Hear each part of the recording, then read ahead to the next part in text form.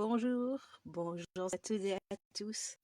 Je suis ravie de vous retrouver ce matin pour faire un nouveau projet avec vous sur la naissance, pour faire la félicitation de la naissance d'un petit bébé d'amour, que ce soit fille ou garçon.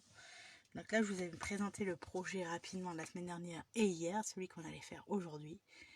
Là, c'est la version fille et aujourd'hui, on va essayer de faire la version garçon. À vrai dire, c'est peut-être un peu trop cliché, version rose, version bleue, mais ça peut vous inspirer pour faire différentes teintes différentes et on peut le décliner de manière différente. Là, c'est vraiment pour faire la distinction entre les deux, mais bien sûr, vous faites selon vos goûts et vos choix. Donc cette carte-ci, je pense que vous l'avez peut-être aperçue dans un catalogue qui était disponible jusqu'au 29 février dans le catalogue Celebration.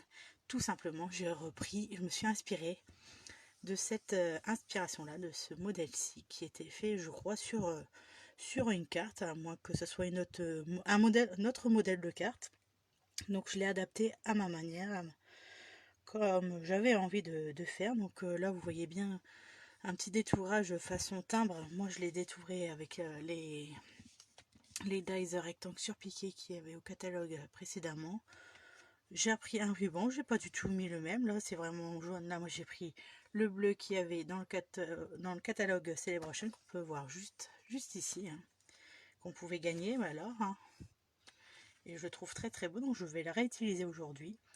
Et on va faire exactement la même chose, la même carte, en version béguin bleu, la couleur béguin bleu, pour un petit garçon. Mais on va utiliser aussi la technique du masquage parce que ça fait très longtemps que je ne l'ai pas utilisé. Je vais vous montrer comment obtenir les jolis pieds de ce berceau, de lit de berceau, sans que ça soit caché par le tapis.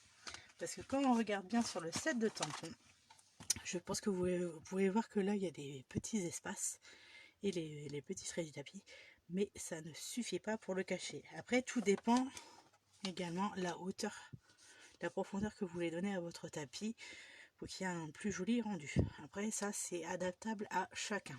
Un tapis, pas de tapis, peu importe. Mais aujourd'hui, moi, je vais le remettre pour cette fameuse technique du masquage. Alors, surtout si vous me regardez actuellement en live, n'hésitez pas à me dire si vous m'entendez bien, si vous me voyez bien, que vous voyez bien le projet, l'écran en direct. Et si vous me regardez en replay, n'hésitez pas à me le dire en replay, ça me fera toujours plaisir de savoir qui a regardé. Si vous avez des questions, n'hésitez pas à les poser, j'y répondrai après le live parce que là je ne peux pas du tout les voir, donc je me ferai un plaisir de vous répondre juste après. Alors du coup, pour celles qui arrivent, je laisse le projet là, toujours le petit code hôtesse disponible jusqu'à la fin du mois. Et donc là on va pouvoir commencer. Alors moi ce que je vous suggère, ce que je vais faire en premier avec vous, c'est faire comme d'habitude tous les petits découpages et après on pourra faire les tamponnages, le coloriage et on assemblera tout à la fin ensemble. Alors évidemment il faut une base de cartes de couleur unie. Moi j'ai repris béguin bleu qui fait 21 par 14,85 et on plie à 10,5 dans le sens des 21 pour pouvoir faire une ouverture comme ceci. Enfin, vous savez que moi j'aime bien prendre les cartes de taille standard, c'est adaptable à tout. Donc un pli au milieu, moi elle était déjà, c'est un morceau de chou que j'avais la dernière fois, donc là je le réutilise pour pas faire de gâchis. Vous savez que moi je n'aime pas ça, gâcher le papier, je le réutilise toujours.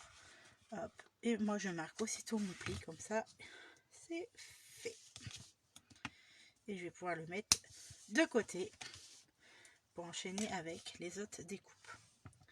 Alors ici là vous voyez du papier à motif, moi je vais reprendre celui-ci de couleur béguin bleu qui se trouve dans la collection qui est encore au catalogue. Je pense que vous l'avez reconnu. Je l'avais mis sur le côté mais je ne l'ai plus. Voilà, si c'est la collection Plus léger que l'air, celui qui est avec la fameuse montgolfière. D'ailleurs normalement je vais faire un projet avec, un ou plusieurs projets avec, justement encore sur le thème de la naissance. Je ne vous en dis pas plus. que je trouve très beau et j'ai envie de dire unisexe aussi. Donc je pense que je vais m'éclater encore parce que c'est mon domaine de prédilection. Alors le papier à motif, évidemment vous prenez celui que vous souhaitez, la couleur de base que vous souhaitez. Moi j'ai pris pour que ce soit coordonné au papier, donc il fait 10 hein. Hop, 10 par 14,3. On enlève toujours un petit peu. Alors attention au sens du papier que vous voulez donner. Donc, nous sommes à 10 par 14,3. Voilà. On met de côté évidemment. Donc, comme ça quand on va assembler la petite carte, on va tout ça tout bête, tout beau. Ensuite par dessus, là on va prendre une chute de papier blanc pour pouvoir faire le surpiquage. Donc je vais utiliser le morceau qui me restait, pareil, de la moitié d'une feuille A4 pour pouvoir faire mon rectangle. Et je vais mesurer tout de suite mon rectangle du dessous parce que je me suis adapté à la taille évidemment du rectangle surpiqué du die. Donc là il fait 7,5 par 11,1. C'est précis hein. Alors 11,1, je le coupe tout de suite comme ça j'aurai ma base pour pouvoir bien le mettre par 7,5. Voilà, là comme ça on va pouvoir centrer tout à fait notre tamponnage. Et là je regarde, parfait, ça rentrera dedans de côté. Et du coup là, comme ça va être une matrice de découpe, je vais sortir tout de suite. Donc c'est une ancienne collection qui me sert très régulièrement, c'est les rectangles surpiqués. Et on va prendre, alors quelle taille j'avais pris, c'est pas celui-là, je pense que c'était la troisième taille. Et non, perdu, c'est celle au-dessus. Et il ne veut pas venir ce coquin. Hop. Donc est-ce la bonne taille? Tout à fait. Donc c'était le deuxième plus grand. Donc on va faire la découpe tout de suite, comme ça on pourra ranger et avoir un peu plus de place sur le plan de travail.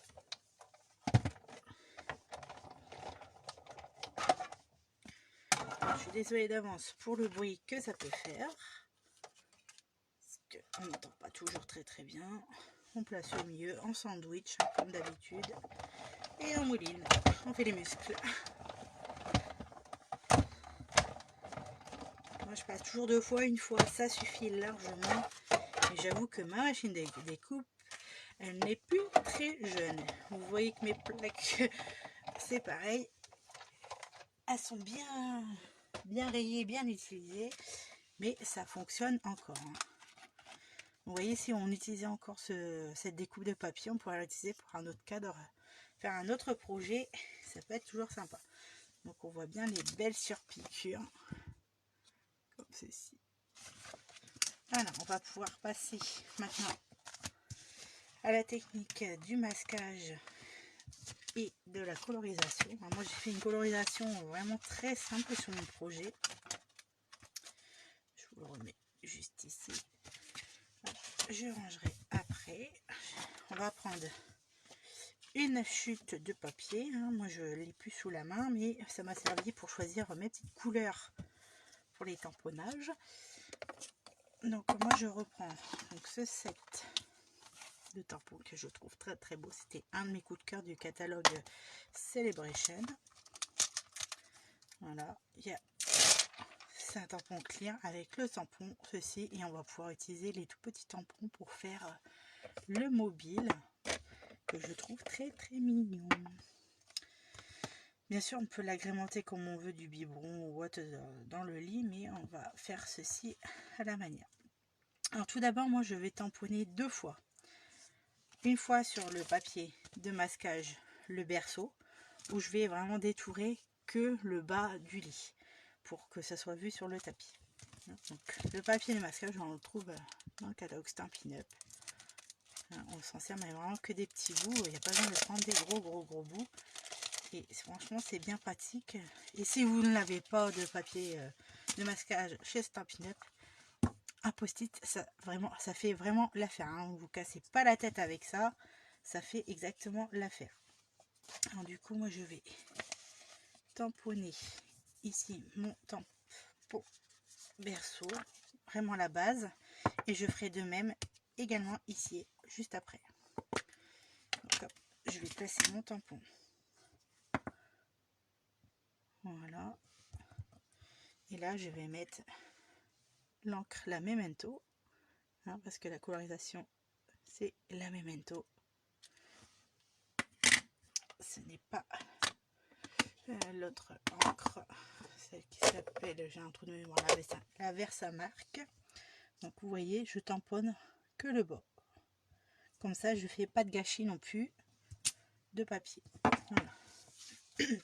Alors là je vais détourer très rapidement mon tamponnage. Vous voyez que j'utilise vraiment pas grand chose, il n'y a pas de gâchis, et ensuite on pourra le mettre sur notre projet. Je vous montrerai comment. Bon, l'encre elle se déteint un petit peu, mais c'est pas un problème pour pouvoir ensuite faire ce qu'on veut faire. J'essaie de couper au plus proche des traits, comme vous pouvez voir. Hop. Je fais ça tout de suite, comme ça je serai tranquille par rapport à la technique juste après.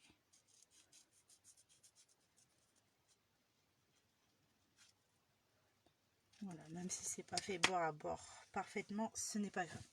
Donc après, vous avez juste derrière la petite pellicule que vous mettez ici et que vous collez sur votre projet. Et là, du coup, on va faire le premier tamponnage. Donc vous voyez que, hop, si ça veut bien venir, c'est parfaitement à la taille, et on va essayer de centrer le petit berceau. Hop, donc pareil, j'ancre partout mon tampon. Je l'ancre bien. Hop. Du coup, on va pouvoir, on voit un peu les traits. On va faire ici, on va essayer de centrer justement. Pas trop bas. Hop, ici. Pour moi, voilà. Que c'est mignon, franchement, j'adore. Il est trop beau. Ah, du coup, avant de faire la technique de masquage, on va devoir faire la petite anse que nous avons ici et le petit mobile. Donc là, on va changer de bloc acrylique. Après, le mobile, c'est une option, c'est pareil. Les lits pour bébé, ils n'ont pas forcément de mobile. Après, c'est le goût, les goûts et les couleurs, ça ne se dispute pas. Ça, c'est selon vos préférences. Alors, je suis désolée, je vais regarder si vous voyez ma tête pour bien placer le mobile.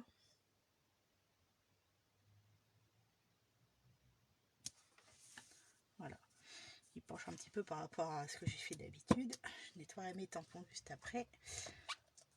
La petite anse, et là, je vais pouvoir tamponner le petit mobile juste dessus. Et ensuite, on pourra faire le tampon avec le tapis. Quand on va.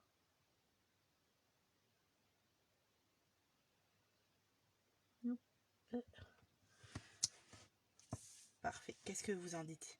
Trop beau. Voilà. On va ranger ça.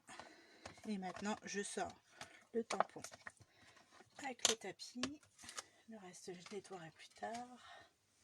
Hop, de côté. Donc, le tampon ici que je mets en diagonale. Dans ce sens-ci, vous voyez toujours les petits trous.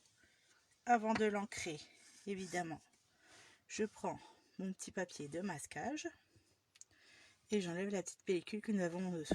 Vous voyez, ça s'enlève vraiment très simplement. Voilà, j'ai enlevé la petite partie, l'opercule, et là, c'est adhésif. C'est légèrement adhésif, ça ne déchire pas votre projet ni votre papier, ça ne l'abîme pas. Et le but est de superposer, j'ai envie de dire au millimètre près, au mieux pour que ça cache les pieds. Voilà.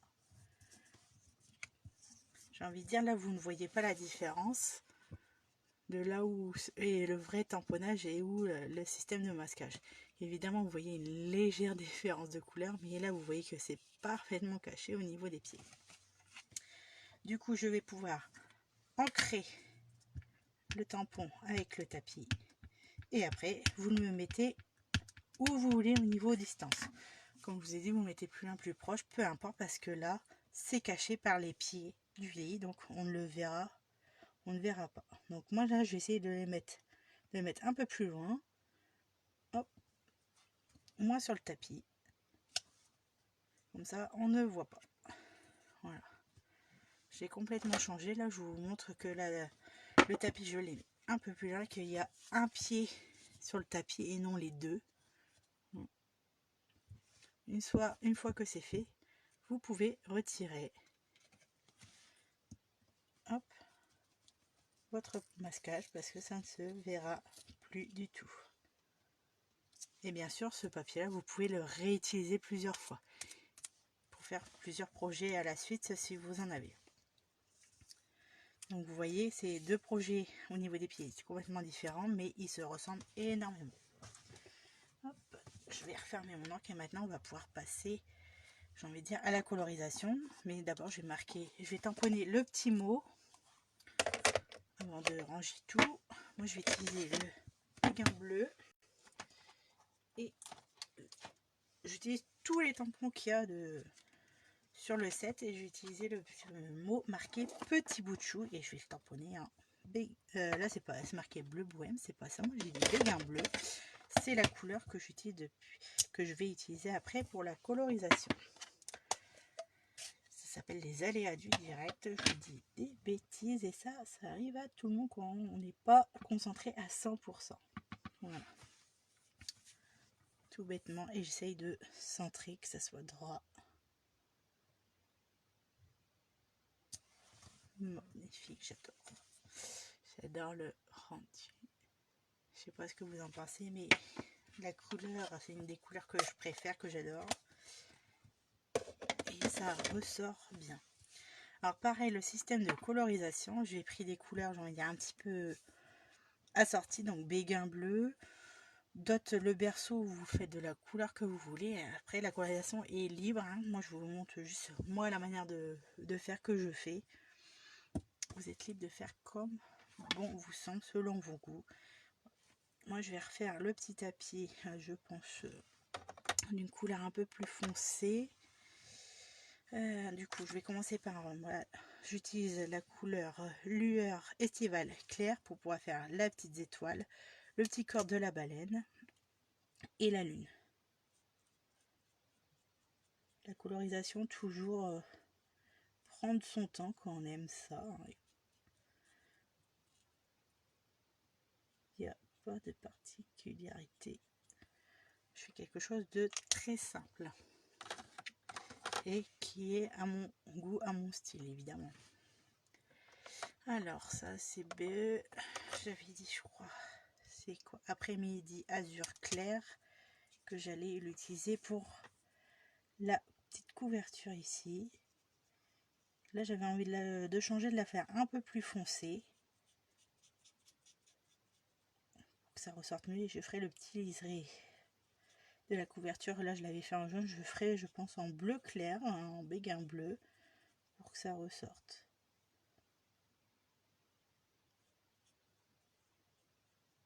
Un estampine blend, vous voyez il y a toujours demi, moi j'utilise toujours la plus grande pour le coloriser, mais on peut utiliser exactement la plus petite, hein, faut pas se tromper, pas aller trop vite, pas trop déborder.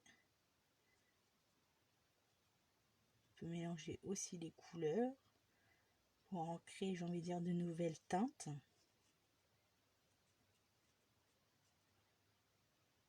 Voilà, moi là je la trouve très jolie. Je pense que je vais faire pareil à la petite baleine, le dessus de la baleine. De toute façon, quand on colorise, comme c'est des feutres à l'alcool, l'alcool va s'évaporer et les couleurs en général elles s'éclaircissent un petit peu aussi.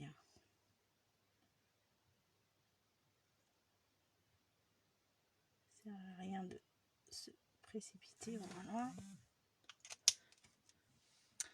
Ensuite, moi je vais utiliser, comme je vous ai dit, donc béguin bleu clair, et là je vais le faire vraiment sur le petit liseré là, et je pense que je vais coloriser le tapis aussi de cette couleur, justement pour assortir, et je ferai le berceau de, je pense, d'une couleur un peu marronnée comme là. Après on verra la teinte que je choisis définitivement. Voilà, tout à fait. Hop. Ça ressort pas mal. Je vais essayer de repasser par dessus. Voilà. Pensez bien à tous les petits détails qu'on ne voit pas, et on peut repasser dessus pour foncer un peu plus nos couleurs si l'on souhaite. Là je pense que je vais utiliser béguin bleu foncé. C'est quoi ce que ça donne? Ça peut être sympa.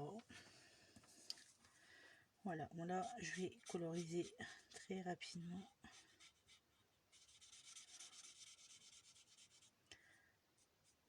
Un petit dégradé de couleur pour cette jolie carte. Et je pense que je vais mettre des petits traits bleu foncé là au niveau des plis noirs, ça pourrait faire sympa. Et réétaler derrière avec une couleur plus claire. Et que ça absorbe. C'était le bohème, non, c'était après-midi azur que j'avais utilisé, c'est ça. Je pense que voilà, on va donner un peu de relief au niveau visuel, même s'il n'y en a pas directement avec les tampons. C'est très sympa le rendu. Je sais pas si vous voyez bien le petit rendu, le petit dégradé que ça peut donner. Évidemment, on peut repasser plusieurs fois pour donner tout ce qui est un peu texture. Voilà, moi là j'essaye de refoncer un peu en étalant les deux couleurs. Oh, ça grisonne un petit peu, c'est joli. Allez, alors je repasse un peu dessus pour que ça se voit. Bon, c'est peut-être pas forcément la meilleure des techniques, mais moi j'aime beaucoup le rendu que ça donne.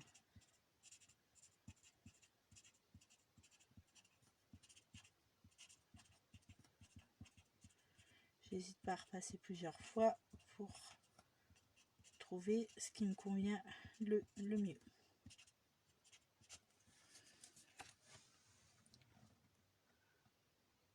Moi, ça me plaît pas mal, donc je pense que je vais arrêter là au niveau de la colorisation du tapis, et ensuite j'avais dit que je prendrais peut-être ce marron là. Alors ouais, il me plaît pas mal, donc c'est cette couleur là, c'est la couleur SU 500 qui est aussi au catalogue annuel. Donc pareil, je prends mon temps pour coloriser les petits pieds du berceau. Et là, je vais pas texturer avec une autre couleur pour donner du relief. J'en ai pas spécialement l'envie. Je fais quelque chose de très simple. J'ai envie de dire très simple et très rapide.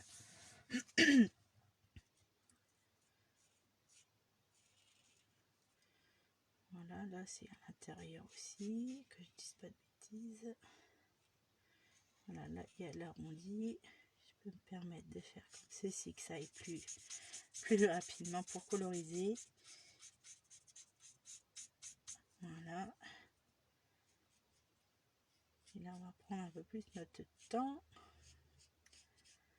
faire les bords du berceau qui doit être en osier. Pour moi ça ressemble à ça, les anciens lits que nous avions quand on était tout petit, que nos parents ont pu utiliser. C'est vraiment quand on est à la naissance, de mémoire il me semble que j'étais dans pas un panier en osier, que j'allais dire une bêtise, mais un lit en osier. Et ensuite je suis passée au lit à barreaux. On demande à nos parents, mais il me semble que c'était ça. Voilà, 1 sur 2.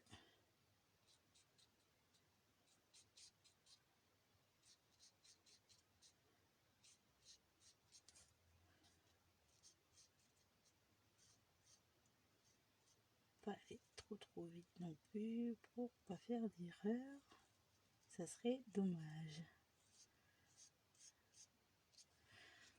Voilà, j'aime beaucoup le rendu. Je sais pas vous, mais j'aime beaucoup. Franchement, même là avec le petit tapis, j'aime beaucoup. Alors du coup là, quand nous avons fini la colorisation, on va pouvoir passer évidemment à l'assemblage, chose que je préfère parce qu'on arrive presque à la fin de notre projet créatif. Donc on va prendre notre base de cartes et là on va faire des superpositions différentes. Donc moi je prends la colle pour pouvoir faire, hop, si la colle elle veut bien venir. Non, elle n'a pas décidé. On va en prendre une autre, c'est pas grave. Je déboucherai le petit embout après. C'est venu un peu trop vite, hein. Évidemment on met toujours un petit liseré de colle, il n'y a pas besoin d'en avoir énormément. Elle tient très bien et elle est repositionnable avant que ça colle définitivement notre papier. Voilà. Notre carte bord à bord. Voilà. Tout simplement superposition. Ensuite on va prendre notre rectangle surpiqué que l'on va mettre séparé à plat avec de la colle, et ensuite on pourra couper un bout de ruban juste après, et on va jouer avec les mousses 3D justement pour que ça tienne bien. Pareil, un petit liseré de colle.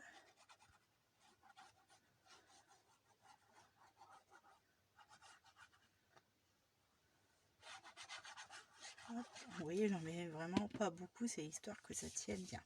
Donc là je centre au maximum ma carte pour qu'il y ait autant en haut, en bas et sur les côtés. Voilà, ma colle, je peux la ranger. Du coup je vais sortir mes petites mousses 3D et mon ruban. Donc mon ruban, le but c'est de faire un petit serpentin comme vous voyez ici. Hop, on va faire une petite vague comme ceci pour que ça ressorte. Bon, donc je vais mesurer la longueur exacte pour vous dire. Pareil, hein, je vous donne une longueur, vous n'êtes pas obligé de mettre de ruban en 3 en zigzag, j'ai envie de dire en 3 côtés. Et je vais vous montrer une petite technique pour pas que le petit fil s'effiloche. Il suffit de biseauter notre tissu sur le côté. Voilà, tout simplement avec votre ciseau. Et que vous preniez un petit briquet, en espérant que j'ai encore du gaz dedans. Voilà, une petite flamme. Et vous venez, j'ai envie de dire, brûler un peu le bord. Alors j'ai un peu trop fait, j'ai un peu trop effiloché. On va remettre un petit coup, voilà, pour que ça aide à fondre notre fil. Et comme ceci, il ne bougera plus, ça ne bougera plus sur votre projet. Et ça fait une jolie petite finition. Alors après, j'ai envie de dire, le sens du ruban qui soit vers le haut d'un côté et de l'autre, après c'est libre à vous, c'est vous qui voyez comme vous aimez. Alors moi ce que je fais déjà, pour pas que le ruban bouge, je mets des petits rubans là, j'ai envie de dire, au milieu, et comme ça je vais pouvoir le coincer au niveau des hexagones. Mais tout d'abord, moi, je vais commencer par mettre mes petites mousses 3D, j'ai envie de dire un peu partout sur le projet pour pas que ça bouge. Donc aux extrémités. Là, moi, j'utilise les tout petits parce que je n'ai plus que ça, je n'ai plus de grandes mousses. D'ailleurs, il faudra que je repasse commande prochainement. Voilà, là, j'essaye d'en mettre au centre, mais je vais vous montrer qu'on va en remettre juste après. Là, j'en ai mis une là. Et vous voyez que le pourtour, je vais l'utiliser aussi parce que on ne gâche rien dans le scrap, on ne gâche rien, on recycle, on réutilise. Donc là, j'ai fait des petites découpes grossièrement parce que je vais utiliser le pourtour. Ça sert toujours. Donc là, je vais vous montrer les techniques du ruban. Hop, j'enlève les opercules. Hop là, j'ai enlevé la mousse 3D. Tant pis, je vais en remettre une, j'ai fait une bêtise. Hop, je vais en mettre un plus gros bout au milieu. Hop. Et ici, pareil.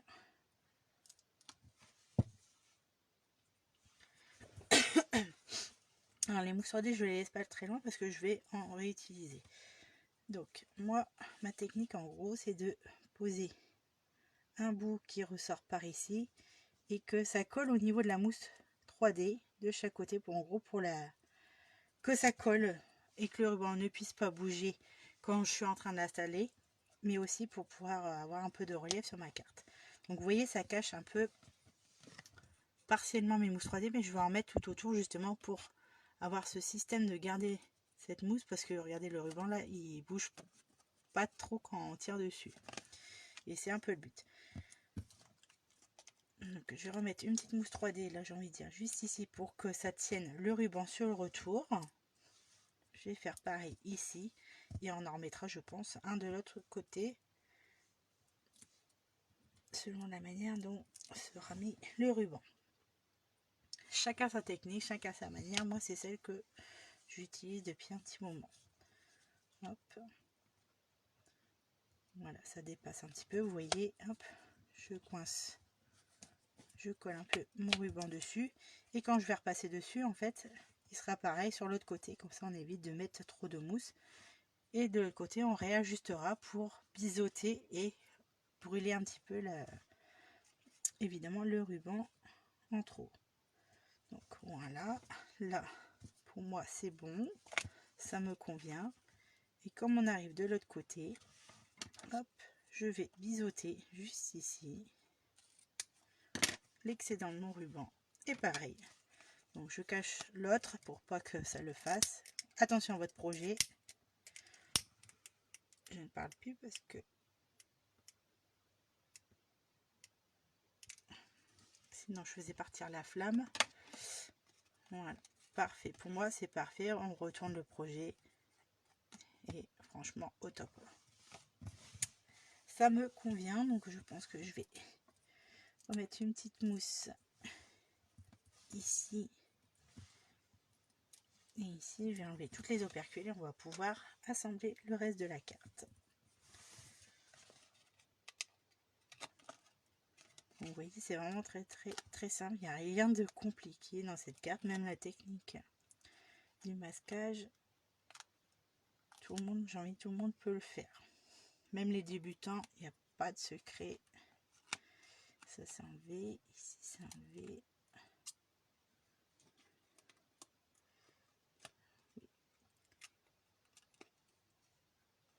J'ai un peu de mal aujourd'hui avec les opercules, je sais pas pourquoi, ils veulent pas travailler. Ils veulent pas être avec moi. Donc on reprend notre base. Et évidemment là c'est pareil, on va centrer parce que on a enlevé un petit peu de pourtour tout autour de notre carte. Et il n'y a plus qu'à appuyer un petit peu sur nos mousses 3D pour que ça ne bouge plus. Et voilà. Deux versions de cartes différentes, de couleurs différentes. Version fille, version garçon.